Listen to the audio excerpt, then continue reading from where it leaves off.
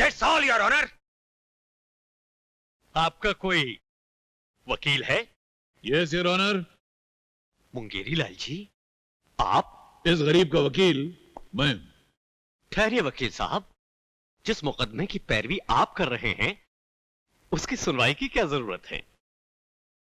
अदालत आपके मुवक्किल को बाइज्जत बरी करती है। धन्यवाद। वो तुमको नमस्कार नहीं कर रहा है, मुझको कर रहा है। मैं उसका वकील हूँ, है कि नहीं? हाँ जी। जीते रहो। तालियां।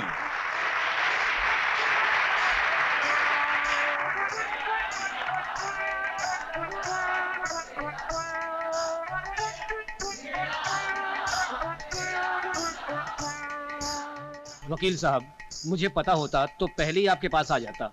कम से कम 6 बार जेल जाने से तो बच जाता तो ना। अगली बार फिर आ जाना ना। आ जाऊंगा। बहुत बहुत शुक्रिया, बहुत बहुत शुक्रिया। मेरा हाँ, कमाल बहुत बहुत शुक्रिया, थैंक यू। बस आप लोगों की सेवा की जरूरत है, याद करते रहना मुझे। आपने तो कमाल कर दिया। देवी, अरे? तुम जीत गई, हमारी जीत हो गई। हम जीत गए, हम जीत गए, हम जीत गए। ओए, मेरे पैर क्यों पड़ रहे हो? अभी तो बड़ी शान झाड़ रहे थे। तुम यहाँ क्या कर रही हो? यहाँ क्या कर रही हो? ये घर है मेरा। अरे काय का घर है, ये कोर्ट है। और वो मूर्ति कहाँ गई जहाँ खड़ी थी? क्या? कैसे इंसान से पाला पड़ा है? पागल हो गए हो क्या? अब जैसा भी है तुम्हारे सामने, मगर एक बात याद रखना। अब देखना इमरजेंसी मेरी प्रैक्टिस कैसी थी। तुम्हारा वो सड़ा हुआ बाप है ना, ऐसे ही पड़ा हुआ देखता रह जाएगा बस। जैसे इमरजेंसी में तुम्हारा ही राज होगा। हा? बीवी नहीं मानती तो बीवी का बाप कहां से मानेगा? कुछ करके बताना पड़ेगा। डैडी, थोड़ी सी दाल रख दूं इनके लिए? नहीं नहीं नहीं, उसका हजमा खराब हो जाएगा, बार बार पाखाने जाएगा। रोटी के साथ प्याज खाने की आदत पड़ गई है उसे। पर डैडी, वो आपके पति और मेरे दामाद हैं। What? नहीं नहीं, यानी मेरा मतलब है मेरे दामाद। क्या बकवास कर रही हो तुम? हा? उसके साथ रहकर तुम भी पागल हो गई हो क्या? हा? तुम्हारा दामाद और मेरा पति? हे भगवान, इस पागल खाने में कोई होश में भी रह सकता है भला? डोंट वरी फादर आउटलॉ, ये लीजिए, मैं आपके होश उड़ाने का परवाना लेकर आया हूं। ये क्या है? नाक के ऊपर और चश्मे के पीछे 2 आंखें, उनसे देख लीजिए।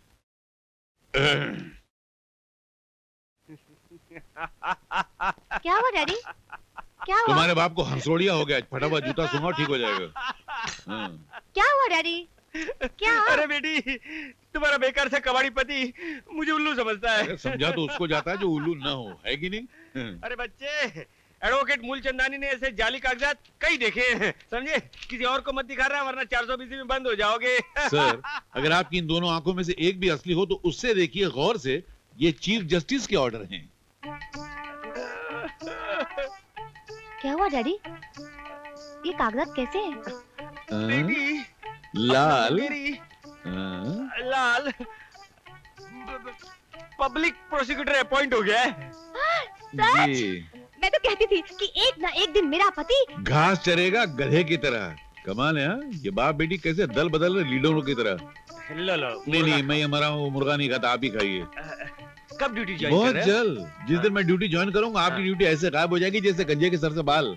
फिलहाल आप ये प्याज मिर्ची और रोटी खाने की प्रैक्टिस शुरू कीजिए, बहुत बुरा टाइम आ रहा है आपका। आप भी खाइए। नहीं नहीं, हंसना बस, कोई जरूरत नहीं। बंद करती है कि नहीं? अरे यार, ये साला ससुर का कोटा आता भी नहीं है।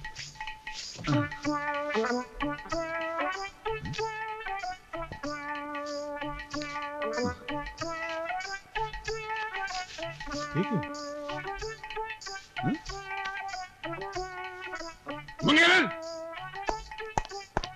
ए मुंगेरन! मुंगेरन! क्यों आसमान सर पे उठा रखा है? अरे कहाँ आसमान सर पे उठा रखा है? अगर मैंने आसमान सर पे उठा रखा होता ना तो तुम्हारे बाप के सर पे दे मारता। मेरे बाप को कोसने के अलावा और कुछ काम आता है तुम्हें? काम के नकाश के, दुश्मन अनाज के। क्यों बुलाया मुझे? ऐसा? मैं कौन हूँ? मुझे क्या पता कौन है?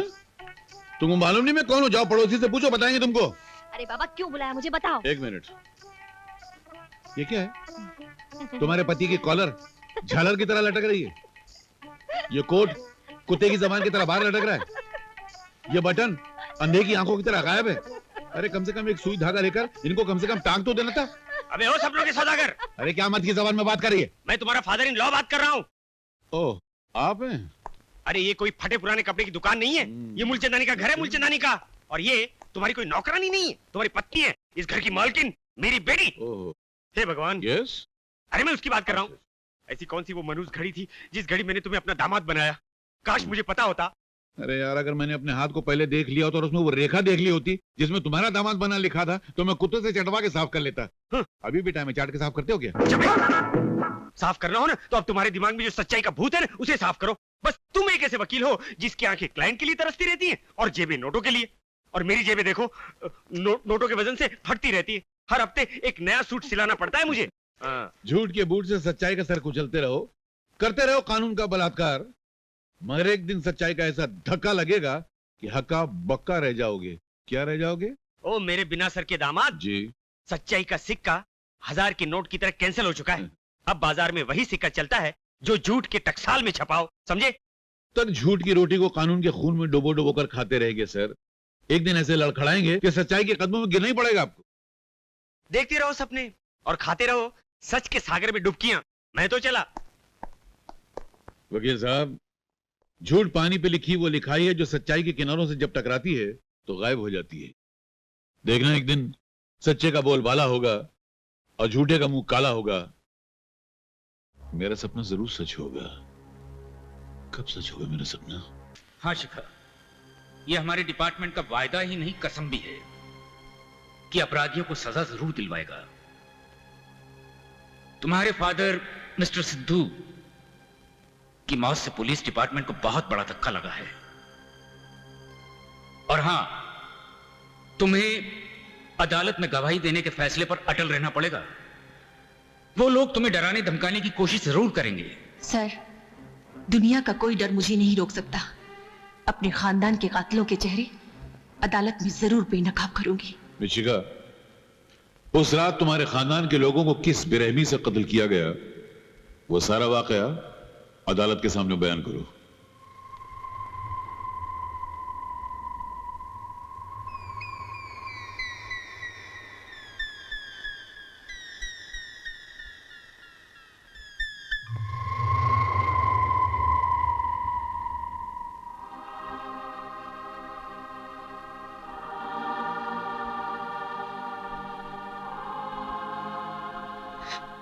योर ऑनर, उस मनहूस रात को मेरे हाथों पर मेहंदी लग रही थी, लेकिन हत्यारों ने मेरे हाथों पर मेरे खानदान के खून का रंग चढ़ा दिया।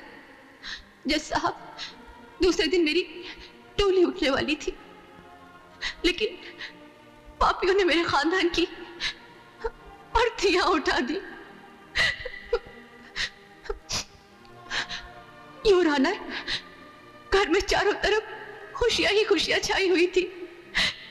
मेरी सहेलियां गीत गा रही थी कि अचानक गोलियों की आवाजों ने सबको हैरान कर दिया। और इससे पहले कि कोई कुछ समझ पाए, 5 शैतान अपने हाथों में बंदूकें लिए मेरे घर में घुस आए और देखते ही देखते मेरे daddy,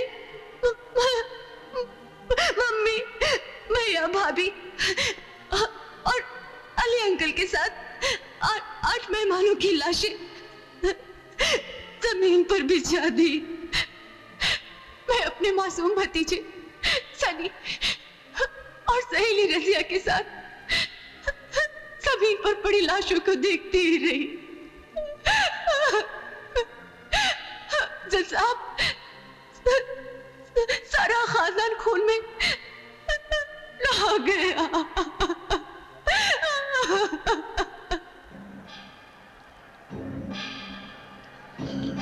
order, order.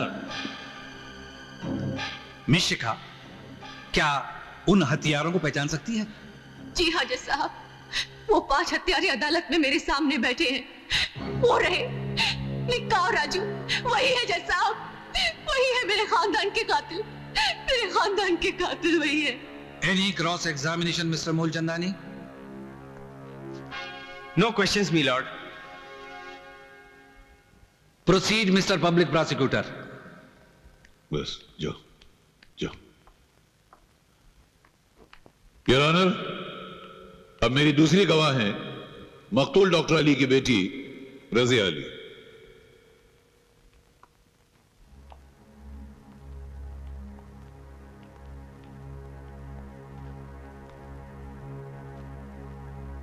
Miss Razia, उस रात आप मौके वारदात पर मौजूद थी। सारा वाकया आपने अपनी आंखों से देखा। हा? आपने जो कुछ देखा वो सब कुछ अदालत को हर भर बताइए। योर ऑनर, मैंने भी शिखा की तरह इन 5 कातिलों को गोलियां बरसाते हुए देखा, बेगुनाहों की लाशें बिछी हुई देखी। मेरे डैडी डॉक्टर अली भी उन्हीं बदकिस्मतों में शामिल थे।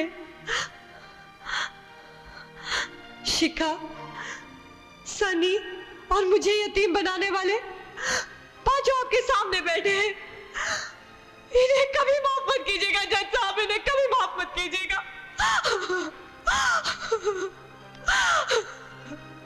Mister Moolchandani, any question? No questions your honour.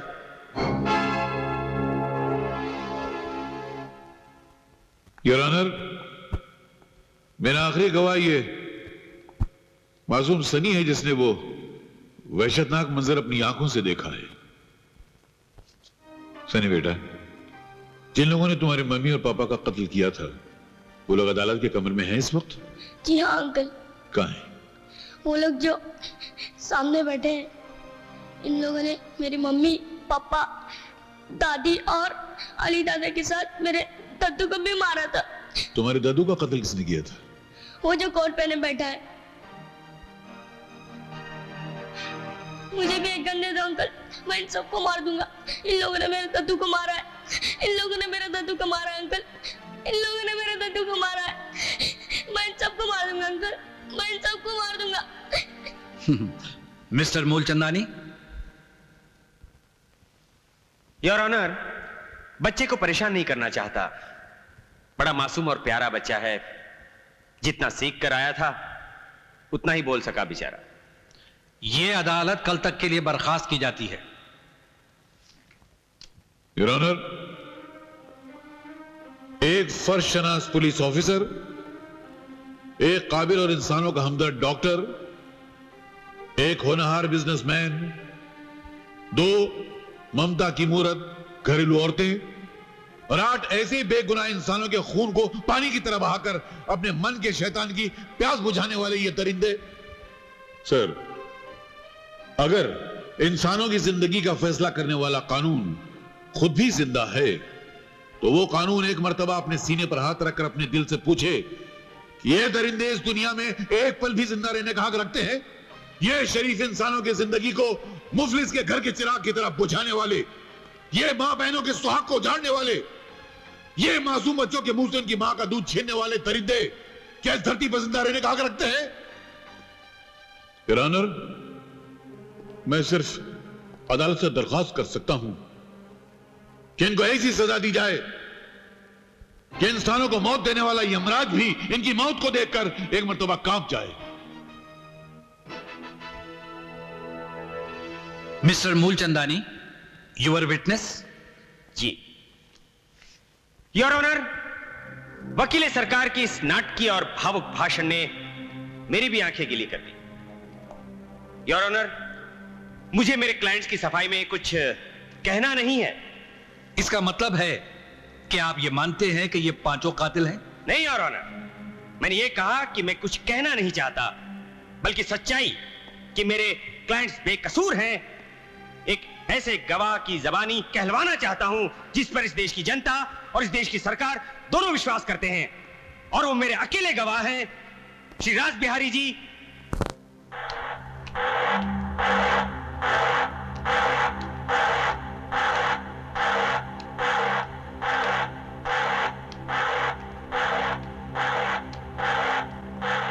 आदरणीय जी, आप हमारे क्लाइंट्स की बेगुनाही के बारे में अदालत से क्या कहना चाहेंगे? न्यायमूर्ति महोदय, जहां हत्याओं की घटना ने मुझे दुख पहुंचाया है, वहीं इस सूचना ने अचरज में डाल दिया है कि हत्याओं के दोषी श्री नेकीराम जी, गुल्लू पहलवान, राजा भाई, चंदू और विक्रम को ठहराया। पतित वारदात की रात ये 5 महानुभाव मेरे मेहमान थे। क्योंकि उस दिन मेरी बेटी की सगाई थी। शाम 7 बजे से लेकर सुबह 4 बजे तक ये मेरे साथ थे। उस रात एक वीडियो कैसेट भी तैयार किया गया था, वो मैं अदालत के सामने प्रस्तुत करता हूं, जिसे देखने के बाद अदालत को यह विश्वास हो जाएगा कि ये पांचों निर्दोष हैं।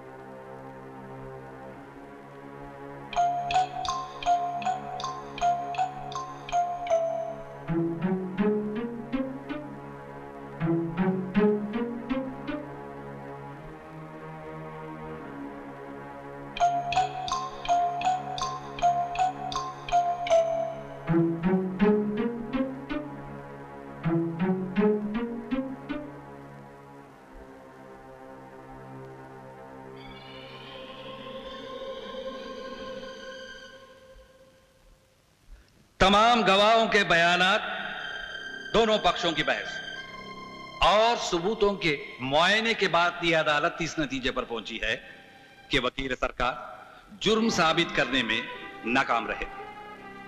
हालांकि जुर्म की हकीकत से ये अदालत इनकार नहीं कर सकती, लेकिन निक्का, विक्की, गुल्लू, राजू और चंदू को इस जुर्म का जिम्मेदार नहीं मानती।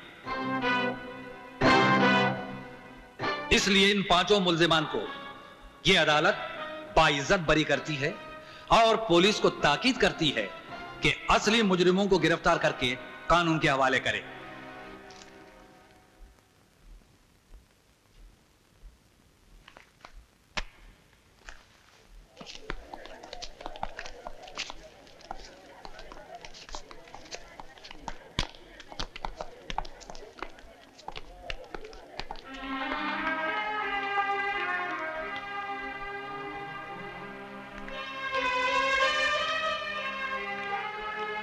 क्या हुआ तुम्हारे इंसाफ दिलाने का वादा सागर?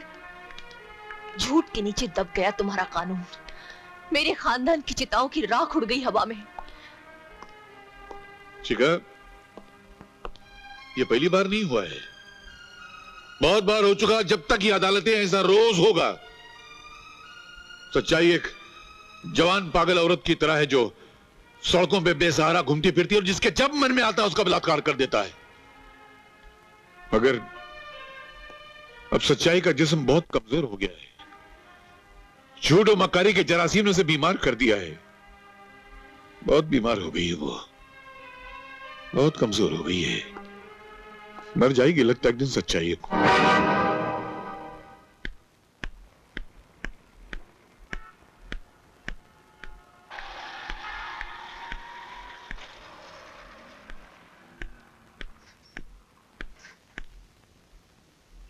इस केस के बारे में बहुत पढ़ चुका हूं अखबार में। तो आप मेरा केस लड़ेंगे वकील साहब?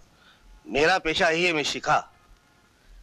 आपने तो सुना ही होगा कि मैं बहुत महंगा वकील हूं, क्योंकि मुझे केस हारने की आदत नहीं है। वकील साहब, जीत की कोई भी कीमत नहीं हो सकती और हार का जुर्माना कुछ भी हो, हार ही होता है। आपकी फीस कुछ भी हो, मैं अदा करने को तैयार हूं, लेकिन आपको एक गारंटी देनी होगी कि आप मेरे खानदान के हत्यारों को सजा जरूर दिलवाएंगे। गारंटी तो दुनिया का कोई भी वकील नहीं दे सकता। कभी कभी बड़े से बड़ा काबिल वकील भी जज की बेवकूफी की वजह से केस हार जाता है। मैं तो ईमानदारी और मेहनत से केस लड़ने का वादा जरूर कर सकता हूँ। थैंक यू वकील साहब। वादों पर यकीन करके मैं और भटकना नहीं चाहती, मुझे गारंटी चाहिए।